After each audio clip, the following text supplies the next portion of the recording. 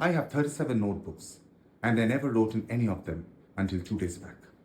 So for years, I was obsessed with the idea of journaling, with the thought of having notebooks with notes and sketches like Da Vinci's and breakthroughs like Tesla's, and yet I never wrote a single word. So the question soon became an obsession, that why do the habits or hobbies or skills that we truly care about being good at the most are often the hardest ones to start. You may call it laziness or procrastination or maybe lack of time or patience or motivation, but none of those were actually true for me.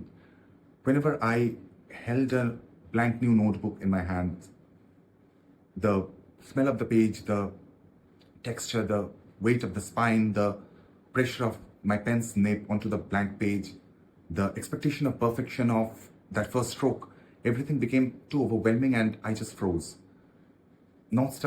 Stopped being laziness and started becoming more of a self-defense, a kind of excuse that I gave myself that maybe this is not the right time to start after all. And then came the biggest error. Like whenever I got myself ready to write, the weight of a huge expectation would like loom upon me that whatever I'm writing, it has to mean something, it has to be good, it just can't be anything. And that pressure soon led me to the thought that what's the point of writing anything at all?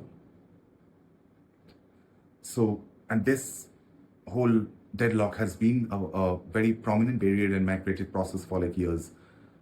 So 2 days back when I was planning about starting my content creation journey and I was planning this content series, I made a conscious decision. I stopped writing the good version and I intentionally started writing the bad version. And that is the reason I have around 5 pages of thoughts and ideas that didn't exist a week before. I now have a novel idea, idea of a short story, and 3 pages mapping the kind of personal brand that I intend to build. And like mid-scribble, a thought came up, like a new question popped up in my head that what's the real science behind this, like waiting for the right moment trap that I experienced and probably you have too. So turns out there are a few patterns that we can like consciously recognize and bypass to avoid this trap. We'll discuss more in detail in the next episode.